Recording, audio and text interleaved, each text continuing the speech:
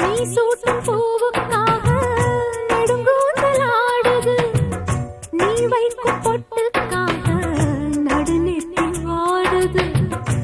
ஆத்தாடி ஒன்னத்தானே உயிர் நாடி தேடுது, காவேரி எங்கே போகும் கடல் வந்து கூடுது.